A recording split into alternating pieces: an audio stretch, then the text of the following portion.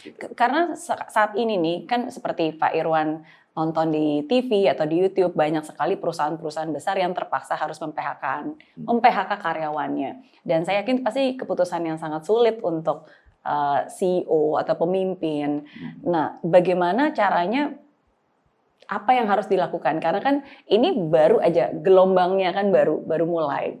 Banyak juga yang bilang nanti ke depannya mungkin akan makin lama makin bertambah, di mana ya itu harus mengambil keputusan yang sulit. Nah, seringkali kadang-kadang walaupun di mana itu? Resesi di Indonesia? Resesi, enggak. Harus PHK. Enggak. Terus nanti katanya, wah yang kalau resesi PHK itu di negeri maju, yang kayak Eropa. Di sini negeri yang kaya raya gini akan mengalami resesi. Misalnya harga pangan naik. Tapi harga pangan naik kan kita penghasil pangan. Daripada harga pangan naik bukan penghasil pangan, coba bagaimana? Iya. Itu lebih berat. Okay. Akan resesi, akan terdampak gitu. Tapi menurut saya beda sekali negeri ini dibandingin negara-negara yang sekarang bilang di Eropa, di Singapura, di Amerika. Itu beda. Yeah. Kita kan UMKM-nya banyak. Yeah. Ya toh? Semua jadi pengusaha mandiri. Mana coba sekarang? UMKM yang terbanyak itu di negeri ini. Semua jadi entrepreneur, meskipun kecil-kecilan, coba di pasar. Ya toh, orang jualan makanan, jualin apa, itu kan susah gimana? Enggak lah, enggak resesi. Kena resesi tapi bukan resesi yang global seperti yang dialami ditakutkan negara-negara seperti di Eropa. Oke. Kalau gitu menurut Pak Irwan, kenapa banyak sekali perusahaan-perusahaan besar malah justru mem-PHK-kan karyawannya? Kalau bukan karena resesi dan dampak-dampaknya. Wah, saya enggak tahu ya itu. Saya bukan ahli ekonomi. Saya kalau saya ngomong cuman menurut logika, menurut pandangan saya dan feeling saya. Apalagi kan sekarang negeri ini negeri kaya ya, yang sudah dikelola dengan baik. Misalnya contohnya kita kaya air. Airnya sekarang dikelola dengan baik oleh pemerintah. Jadi Pak Jokowi buat 38 bendungan. Dulu tuh kaya tapi miskin. Karena airnya dibuang ke laut. Tapi sekarang kaya disimpan. Menurut saya enggak. Minimal kita bisa makan. Iya. Itu saya juga setuju sih, Pak Irwan, bahwa kalau ada yang bilang Indonesia gelap, ya betul. Tapi kalau ada yang bilang Indonesia terang, ya betul juga. Apa yang kamu yakini itu yang akan terjadi di dalam hidup kamu kan. Ya, Indonesia. Jadi kita harus tetap optimis. Sekarang hati-hati, kalau tempat tapi ini tetap, ya banyak makanan. Kan investor juga senang invest di sini. Iya. Dan investornya jadi pada saat tempat-tempat lain itu krisis, dia akan invest di sini. Tempat investasi yang terbaik Indonesia ini. Ya toh? Subur, banyak makanan, tidak mungkin kelaparan.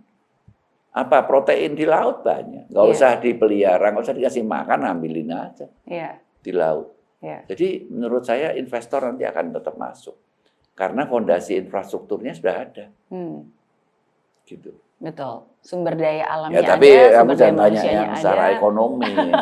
Saya nggak ahli.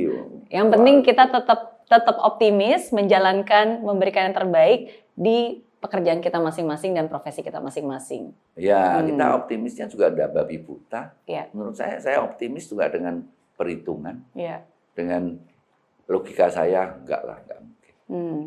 Apa asumsi tersalah yang mungkin orang punya terhadap Pak Irwan?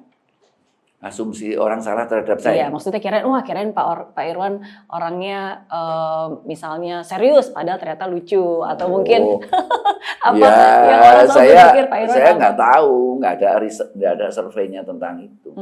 Tapi yang saya nggak ngerti apa ya, yang penting udahlah, saya pasti ada yang nggak suka sama saya, ada yang ya nggak soal buat saya. Tapi yang penting saya cuman yang saya yakinin itu dalam hidup adalah niat baik. Jadi dan niat baik itu saya wujudkan ya nanti suatu hari orang akan mikir, iya. Ternyata saya juga belum tentu baik. Gitu. Tapi nggak soal kalau itu pasti ada yang merasa tidak nyaman gitu ya. Nggak apa-apa. Tapi yang penting saya niat baik. Di dalam segala hal, makanya saya buat satu kata-kata yang saya sering pakai di kaos saya itu ya kalau di profil picture saya itu. Apa? Nothing can stand against benevolence. Tidak ada yang bisa mengalahkan niat baik. Soal di perjalanannya salah, tapi yang penting niat baik. Niatnya baik gitu. Hasilnya ya ada salahnya lah. Everybody make mistake. Saya kan juga cuman manusia. Kayak tadi pesannya mama saya. Jangan, kita juga kita bilang jangan nyakiti hati karyawan. Ya pasti ada lah, karyawan saya pernah juga marah sampai siapa ya dulu tak marahin, lupa saya. Tapi nggak apa-apa, yang penting niatnya, saya udah tahu dan niatnya itu tidak marah. Baik. Yang penting niatnya baik, yang keluarnya baik, diterimanya seperti apa itu kan. Ya enggak, mungkin niatnya baik, keluarnya enggak baik juga pernah. Tapi itu membekas sih Pak Irwan. Saya nggak tahu Pak Irwan masih ingat, tapi saya masih selalu ingat pertama kali ketemu dengan Pak Irwan, kita makan siang di makan nasi Padang di daerah Glodok, pokoknya di daerah Jakarta Pusat itu. Ada rumah makan Padang. Ya, habis wawancara di Sonora waktu itu. Yeah. Terus kita makan siang. Warungnya sederhana, kecil, mungkin cuma sebesar ini. Oh, bukan Hayam Buruk. Di Hayam Buruk ya, pokoknya di daerah Hayam Jakarta Buruk Pusat dulu. situ, dekat Pecenongan situ kayaknya. Iya, itu. Nah, ayam goreng. Ayam goreng. Iya. Tapi saya ingat banget, kita makan sederhana sebenarnya, terus nggak ada AC, ada kipas angin. Cuma waktu itu kipas anginnya rusak, terus kita panas, tapi kita tetap menikmati makannya. Terus Pak Irwan bilang, ini rusak ya? Ya udah, ntar habis ini saya kirim kipas angin yang baru. Mosok saya kirim? Iya. Enggak lah. Saya ingat saya enggak. Masa saya ngirim, mahal itu kipas angin. Kipas angin tempel. Di situ saya. Masa saya ngirim? Habis itu Pak Irwan bilang, oke, ntar habis ini kipas anginnya rusak, kita kirim. Masa sih? Nanti saya tak kesana lagi, tak tanyain masih ingat. Enggak. Saya enggak pernah. Tapi ini pasti promosi buat saya. Oh iya. Mary. Tapi itu membekas banget Pak Irwan karena saya merasa pertama-tama apa? Kipas angin tak kirim. Tapi Pak Irwan ingat kan ingat saya. Tempat makannya. Rumah makan Padang dekat Pecenongan situ, dekat rumah makan Singapura ada restoran Padang kecil gitu. Iya. Iya. Di situ saya ingat. Di situ kirim kipas angin. Pokoknya waktu itu kipas anginnya rusak, terus Pak Irwan bilang, oke, nggak apa-apa, ntar kita kirim kipas angin yang baru. Tapi yang membekas buat saya adalah pertama untuk seseorang yang, maksudnya ini kan Pak Irwan ini kan sebenarnya konglomerat. Waktu itu belum. Masa? Tahun berapa itu? Emang bukannya dari dulu jadi konglomerat gitu ya? Itu tahun itu, hampir 10 tahun yang lalu, berarti 2000. Waktu itu saya masih bolak-balik Singapura, Jakarta. Jadi pas lagi siaran. 2013. Masa sih? 2013. Ya udahlah, udah masa lalu. Iya, jadi pertama-tama saya pikir, wow, ini kan konglomerat tapi makannya juga di tempat yang sangat sederhana dan kita sangat menikmati makanan itu, menikmati obrolannya dan kedua sangat perhatian dan yaitu perhatian karena sesuatu yang sebenarnya bukan restorannya, kenal juga enggak. Oh mungkin karena saya sering makan situ daripada saya kepanasan mending daripada saya bawa kipas angin sendiri untuk makan saya pasang terus habis itu bawa pulang. Iya, waktu itu saya suka sekali makan. Suka situ. Ya di situ. Iya. Oke. Sekretaris saya itu Resi itu, waduh sukanya makan situ. Kalau makan banyak lagi. 5 bisa habis 5. Makanan favoritnya Pak Irwan apa sebenarnya? Banyak. Semua enak sih buat saya. Semua enak. Iya. Ya tapi balik lagi itu yang membekas sih bahwa kebaikan itu tidak akan pernah bisa dilupakan. Ya, dan itulah mungkin yang selalu ditanamkan. Iya. Oke. Pertanyaan ke-6, Pak Irwan. Kalau pengen punya superpower apa? Apa ya? Oh, saya pengen bisa mundurin waktu. Oh. Seperti Superman. Superman?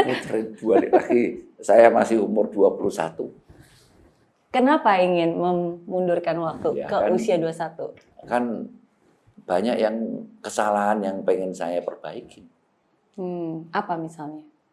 Wah, banyak bener. Ini kalau ini kamu wawancara sama saya isinya cuma kesalahan saya aja. Enggak, tapi saya dari dulu cita-citanya saya sering pernah lihat Superman ya. Superman bisa mundurin waktu.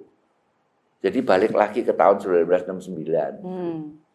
Ya kalau balik lagi ya banyaklah cita-cita. Daripada sekarang kita ngomongin kalau bisa apa, ya nggak usah lah capek udah. Oh nggak mungkin. Ya toh nggak mungkin toh. Enggak, saya salah satu yang kalau punya superpower itu mundurin waktu. Mundurin waktu. Balik lagi saya umur 21. Ya enak, seneng hatinya, senang. Bisa party sama teman-teman. Udahlah. Tapi nggak mungkin. Iya. Nggak mungkin. Kalau ingin majuin waktu, mau nggak? Waktu. Ke masa depan untuk bisa melihat, kalau bisa melihat masa depan itu juga bagus. Jadi maksudnya kalau saya bisa melihat masa depan, saya bisa ngerti jamu apa yang dibutuhkan di masa depan. Iya toh? Nanti tahun 2030, saya udah nyiapin sekarang. Saya R&D dulu, karena sudah tahu. Makanya itu di dalam bisnis salah satu mereka yang sukses adalah mereka yang bisa membayangkan masa depan. Bisa membayangkan masa depan, mempersiapkan gitu. Iya. Nah itu kan biasanya yang kayak gitu kan seperti misalnya Pak Renald. Pak Renald kan sering nanti misalnya 10 tahun yang lalu dia bilang gini sama saya. Nanti yang paling hebat tuh ya Pak Irwan, bisnis transportasi. Terus bisnis kedua adalah hiburan. Bener loh sekarang. Bisnis transportasi yang nomor hebat sekali sekarang. Iya. Terus hiburan. Nah saya karena inget itu, saya lagi buat taman hiburan di Semarang tahun depan. Pak Renwan tuh ya dia kan berdasarkan data. Kalau saya kan cuman by feeling gitu. Kalau Pak Renwan tuh berdasarkan data, berdasarkan kajian-kajian gitu. Oke. Tapi feeling yang terasa berdasarkan wisdom, kebijaksanaan pengalaman yang dilalui itu bisa ya itu menjadi intuisi untuk power thinking ke depan apa yang bisa menjadi berguna. Ya saya sih berusaha untuk membayangkan masa depan. Ya toh, misalnya waktu tahun 98 kami di Sido Muncul membangun pabrik, kami bangun labnya bagus, gede. Itu berdasarkan pemikiran nanti tahun-tahun ke depan itu tidak seperti hari ini. Gitu. Dan ternyata betul. Lab kami itu sangat bermanfaat, mendukung R&D, quality produk, segalanya tergantung hidup kami itu sama lab. Iya. Dan inovasi-inovasi baru, termasuk sekarang produknya ada banyak, tolak angin, tolak linu, ya. Oke. Dan di dalam bisnis itu alat-alat yang saya punya itu ya, pengalamannya itu, tadi kan saya kan ngomong soal ajarannya mama saya sama karyawan. Tapi benar loh, bahwa yang paling sebenarnya yang paling bisa membuat Sido Muncul itu bisa hebat itu karena kerjasama karyawan. Gitu. Jadi kalau lab itu cuman persentasinya cuma 20%. SDM-nya yang 80%. Dan dari SDM 80 itu yang 75 adalah creativity, gagasan. Ya kalau nggak ada gagasan, nggak ada penelitian. Maka itu di Sido Muncul ini salah satu yang bisa membuat sampai hari ini adalah kerjasama yang baik antara pimpinan dan karyawan yang ikut partisipasi, membantu. Ya kalau membantunya, kalau dilihatin bosnya aja, Ya nggak bisa, mesti maka itu bosnya itu yang harus perhatian sama karyawannya dulu. Supaya semua yang berjalan itu berjalan secara natural. Tidak perlu pakai CCTV, diawasi macam-macam, nggak usah. Dia akan jalan sendiri. Karena walaupun karyawan mereka punya ownership ya, rasa memiliki. Iya, kalau untuk nggak usah ngomong sayang, nggak usah. Ngomongnya yang beres aja lah sama karyawan. Udah itu aja. Yang baik itu udah berharga buat mereka. Apalagi kalau bisa perhatian gitu ya. Ya bonus. Menurut saya ya itu salah satu yang tidak dipunyai sama CEO. CEO yang profesional mana mereka punya itu. Iya. Mereka cuma kayak mesin aja jalanin aturan. Kalau kita kan karena pemilik, kita mesti banyak senyum ke anak, ya ngomong-ngomong gitulah. Karena kalau sebagai pemilik, kita memikirkan bukan hanya sekedar KPI, tapi ya kita. Loh ya KPI-nya iya, tapi wisdom. yang penting ada kebijaksanaan. Ada bijaksana. Sama karyawan yang sakit, karyawan yang membutuhkan pertolongan, tidak perlu pakai BPJS. Ya toh? Kan banyak sekali kebijaksanaan itu sangat dibutuhkan tool itu. Terutama di saat-saat negerinya ini belum sempurna. Gitu. Di negeri yang sempurna aja yang itu tetap, kalau saya punya perusahaan di negara yang sempurna, saya akan tetap menjalankan kebijaksanaan. Semua pasti akan jalan. Kalau pemilik loh ya. Yeah. Kalau bukan kan mereka ya bukan jelek, tapi ya memang nggak bisa. Memang berbeda aja, Cak. Bukan nggak bisa, mereka nggak punya tool itu. Iya. Yeah. Yeah.